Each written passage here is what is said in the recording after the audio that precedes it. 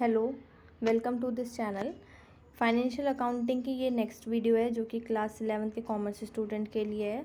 हम chapter 1 introduction to accounting से topics cover कर रहे हैं। अब नेक्स्ट टॉपिक जो है वो है आपका basic terms in accounting.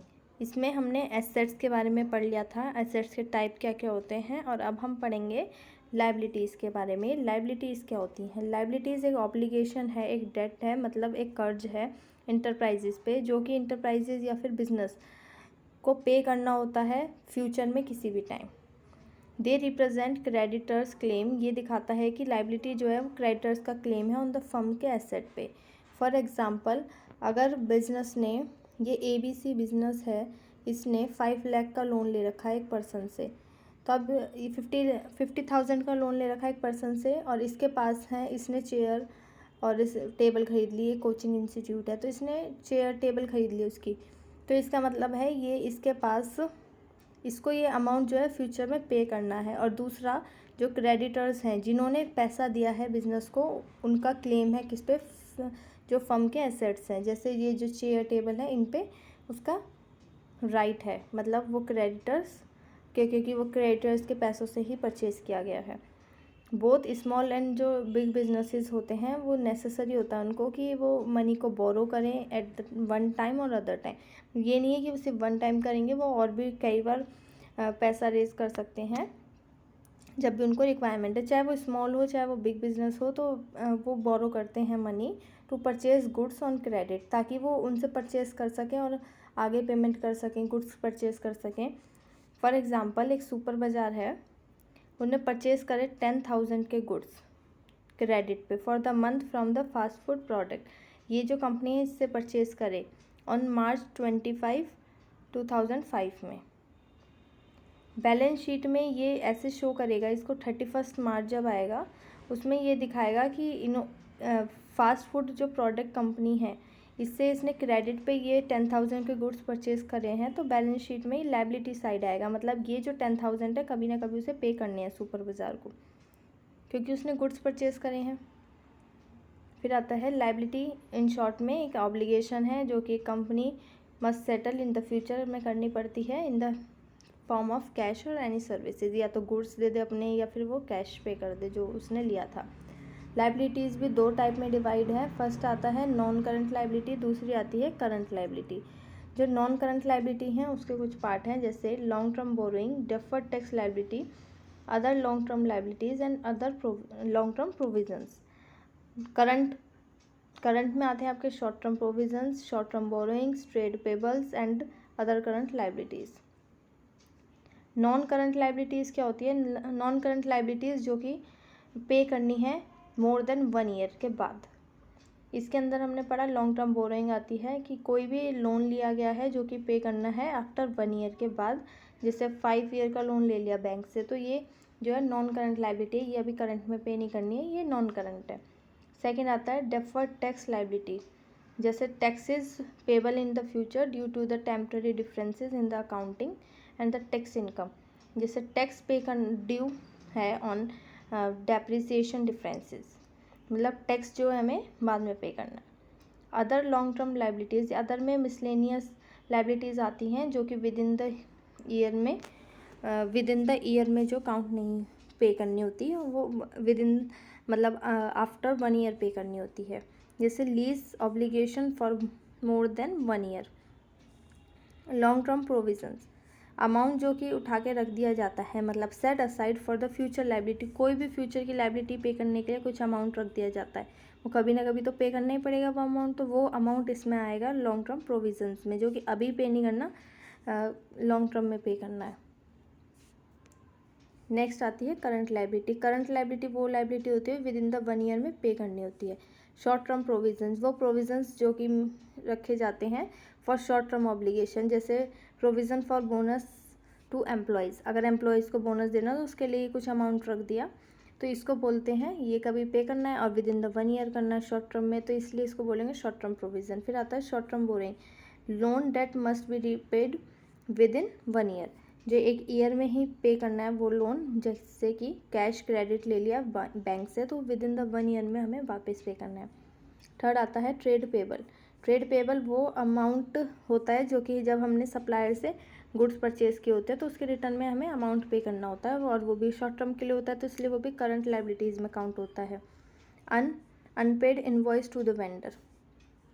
Other current liabilities में सारी शॉर्ट टर्म आ जाएंगे जो कि विद इन द 1 ईयर में हमें पे करने होते हैं, जैसे आउटस्टैंडिंग इलेक्ट्रिसिटी बिल, वो सारे जो कि ऊपर कैटेगरीज में डिफाइन नहीं है, वो सारी अदर करंट लायबिलिटीज़ में आ जाएगा।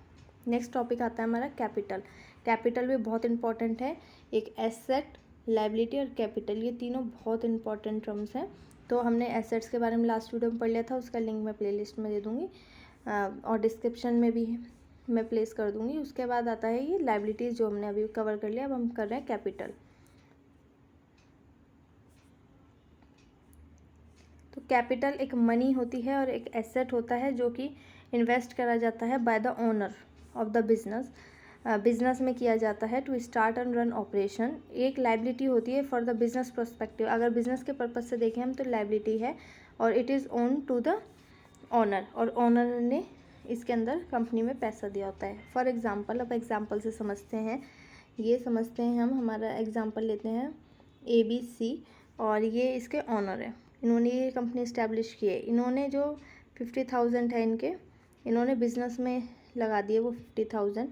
ये इन्होंने क्या किया, ये जो था 50,000 बिज़नेस में यूज़ कर लिया, बिज़नेस में मशीनरी प्लांट खरीद लिए। तो ये 50,000 क्या है, कैपिटल है।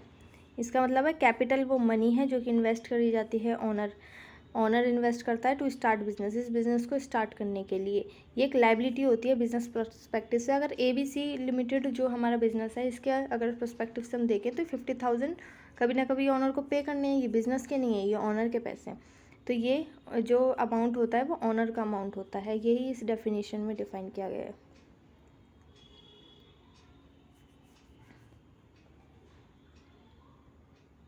Types of capital. कैपिटल्स जो होती है हमारी दो टाइप की होती हैं। एक होती है इक्विटी कैपिटल, एक आती है डेट कैपिटल।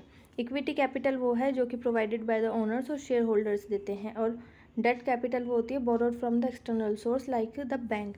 अब जैसे यहाँ तो ओनर ने पेमेंट करी थी 50,000 बिजनेस में, पर यहीं कोई अगर बैंक से लोन लेता है या फिर कुछ भी बैंक से पैसा लेके इस बिज़नेस में इन्वेस्ट करता है ABC में, तो ये होती है डेट कैपिटल। मतलब जो कि आउटसाइड सोर्सेज से लिया गया है, एक्सटर्नल सोर्सेज से लिया गया है वो पैसा, और ये जो ओनर से लिया गया है ये आता है आपका इक्विटी कैपिटल पे।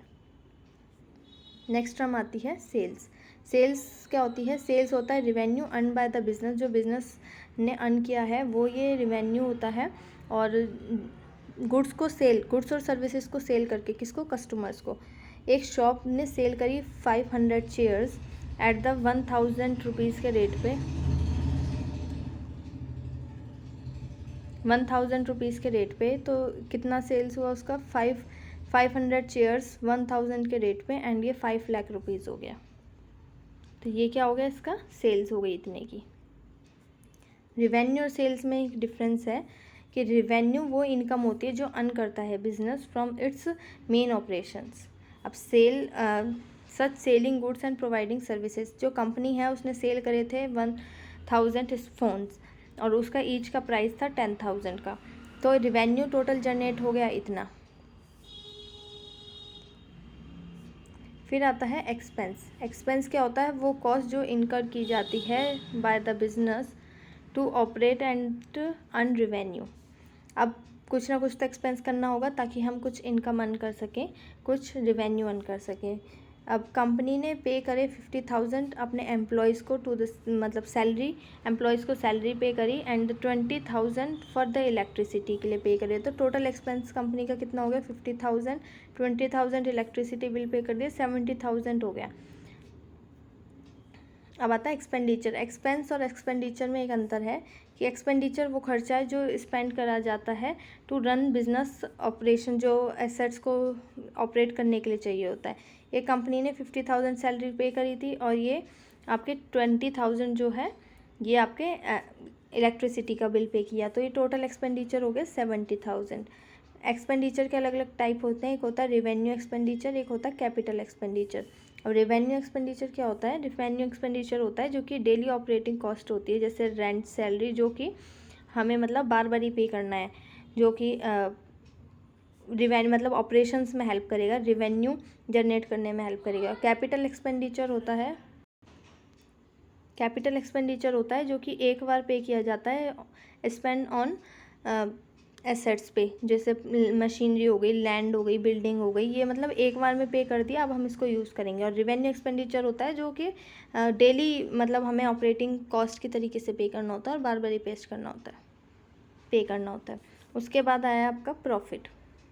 प्रॉफिट क्या होता है? प्रॉफिट वो है जो कि इनकम ओवर द एक्सपेंसेस से ज़्यादा है। जैसे टोटल सेल हुई 1 लाख की, टोटल एक्सपेंस हुए 70,000 के, तो प्रॉफिट उसमें से इसको माइनस कर दिया, 1 लाख में से हमने 70,000 को माइनस कर दिया, तो ये हमारे पास 30,000 जो है वो प्रॉफिट है हमारा, प्रॉफिट। नेक्स्ट हम आती है gain. Gain is a non regular income. Gain, profit को गेन नहीं कहेंगे, गेन और प्रॉफिट में डिफरेंस है। अब ये जो प्रॉफिट होता है इसमें क्या होता है, ये रेगुलर इनकम है एक तरीके से, कि अगर हमने कुछ रेवेन्यू जनरेट हुआ, उसमें से हमने अपने एक्सपेंस हटा लिए, तो हमारे पास जो अमाउंट बचा वो प्रॉफिट हो गया, अगर रेवेन्यू ज़्यादा है तो। गेन क्या होता है, ये नॉन रेगुलर है, ये कभी कभार हो जाता है। फॉर एग्जांपल कि ओल्ड कोई हमारे पास मशीनरी पड़ी थी 15,000 की, उसकी बुक वैल्यू मतलब हमने वो 15,000 की सेल कर दी, उसकी बुक वैल्यू जो थी वो 10,000 थी, और 5,000 का हमें गेन हो गया। ये प्रॉफिट नहीं, ये हमें गेन हुआ है, क्योंकि ये नॉन रेगुलर इनकम है, ये बार बार ही नहीं होगा। फिर आता है लॉस। लॉस, ये एक लॉस होता है कि जब एक्सपेंस इनकम से ज़्यादा हो जाते हैं, जैसे प्रॉफिट होता है ऐसे लॉस होता है। जब जो हमारे इनकम है, इनकम हमारी समझिए 10,000 है और हमारे एक्सपेंस जो हैं वो 5,000 के हैं, तो हमारा 5,000 का प्रॉफिट हो गया। और यहीं अगर ये 10,000 है बट एक्सपेंस जो है हमारे वो 15,000, तो ये 5 लाख का 50,000 का लॉस हो गया। यहाँ पर एग्जांपल में दिया गया है, जैसे सेल्स है 80,000 की, एक्सपेंस है हमारे 1 लाख के, तो यहाँ पर 20 लाख का लॉस हो गया, क्योंकि हमारी सेल्स से जो हमारे पास अमाउंट आया है वो कम है। नेक्स्ट टर्म आती है डिस्काउंट। इस टर्म को हम नेक्स्ट वीडियो में कवर करेंगे। Thank you for watching this video.